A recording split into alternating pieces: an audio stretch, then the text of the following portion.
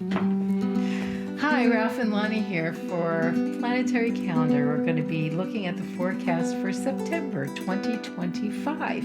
And you could start us off with a few lines of the overview for the whole month. Make sure you read the entire forecast for the month, or overview, because this is a busy one. We're going to have two eclipses, 7th and the 21st. So 2 eclipses in the same month. Boom, okay? Also, you got a fast-moving Mercury's going on. You got planets changing sign. Saturn and Mercury do that in the first week. Lots going on this month. You had a nice, easy month in August. Guess what? So make sure you read the forecast, okay? Well, we're going to use this as the fourth and final week because we're going to do from the 21st, Sunday the 21st, all the way till Tuesday the 30th. So that encompasses 10 days in this forecast. But luckily, towards the end of this 10-day period, it's mostly lunar aspects, and there's not a lot of things to point out to you. So let's start with the beginning of the week where there are it's all concentrated in the first 3 days, the 21st, Exactly. the 22nd, and the 23rd. The 21st is the partial lunar eclipse.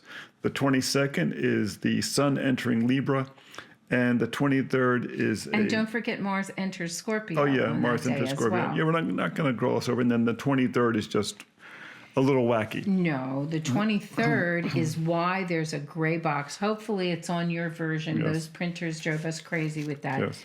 But that void, of course, all day long makes all that aspect hairy and look a little scarier. The thing that makes this lunar eclipse really powerful is that it happens on the 29th degree of the sign of the great goddess Virgo. Okay, 29th degree is oftentimes the epitome of that sign. Okay, it's very powerful, and it's happening opposite Saturn and Neptune. Okay, so what's happening here is that there's going to be a very strong sense that the affairs of the world are out there and not in our control.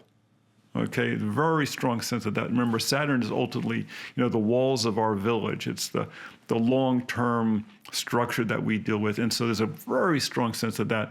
On the good side, it means that as the eclipse series closes, things will get easier as the week goes on. Things will get easier. Okay, so but be very aware that, especially if you have major planets in this area, you will feel it really strongly. And this has been a busy month with a lot of planets moving fast. So we've had more planetary sign changes than we normally do. Yes. And so to get 2 in one day like this on the 22nd we call it turbulence. Yes. As happy as everybody is for the fall equinox, it's turbulence. It means change. It's exactly. change out the clothes and the closets, and your way of operating in the world changes for the fall. Now, at the same time, Mars enters Scorpio, aka the Eagle, and this is a very powerful position. It's very strategic, and so between the Sun going into Libra, which is all about finding partners, and it was the traditional sign for weddings in agricultural communities, and the Mars going into the sign of the Eagle. You really have to evaluate your partnerships at this time. Remember, the day and the night now are equal length. Okay, it's going to be getting cooler and darker. So really evaluate those partnerships, see how they fit into your life, see which ones you need to focus on, and be strategic. And I want to mention here, we've been doing it for the whole month of September, but you see that Ralph is often referring to Virgo as the great goddess and Scorpio as the eagle.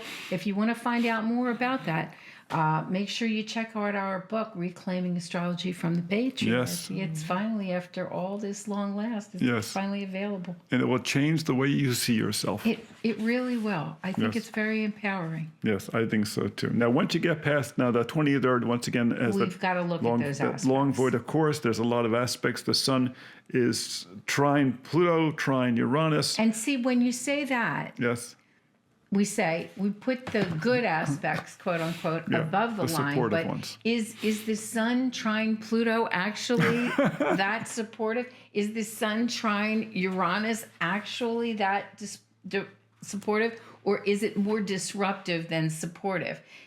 yes, it's supposed to be an easy aspect, not for you, No. for those two planets Yes. to put their heads together and figure out what they can do to us. Yeah, exactly. So, but it's between that and the void, of course, realize that you may feel like there's some reverberations going on after the eclipse and the ingresses and such. So, give yourself a little extra slack. Don't try to hunker down and get everything done at once. Take a few breaths. You're allowed to do that. Now on the 20th. I think it's interesting, Ralph, from the 24th to the 30th, we only have 2 of those days that have a square or anything below the line on the aspectarian. Yeah. That's the square from Mars to Pluto, and then the Sun square moon On the 29th. 24th and Yeah. the 29th. No ingresses. And then on above the aspectarian, we've got 2 parallels, which you know how we feel about them. They're a very mild aspect. And then a sun sextile moon, which is the mildest of the stronger aspects.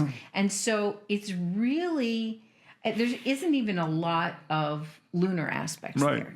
So this is what I call a breath in. Yes. These are days that you can kind of orchestrate your own pace, your own momentum, go in your own Yes. directions. Pick a planet in your chart that you want to live through that day, Yes. and you'll be supported. Exactly. There is a little bit of a void, of course, on the 26th, but it's not too long. It's from 11 to 2:30 here on the West Coast. Add 3 hours to that on each end for the East Coast. And the void, of course, that you see on the 28th to the 29th happens overnight, no matter where you are. So there's not even that to worry about after you've got that very long void, of course, on the 23rd. So it's kind of a reset. It really is. Week. And I think that having Mars and Jupiter now both in feminine signs is very positive in many ways. I think people will feel more emotionally grounded and powerful. And I think that's good. So let us know how your September went. Make sure you leave a comment. And come see us once a week on YouTube. Yeah. And we're really excited about the 2026 calendar with Yes, we are. a couple of new refinements. We Yes. said we weren't going to change, but we made some a things few better. refinements, and better is always better, right? Right. So see us at planetarycalendar.com. Thanks for being here.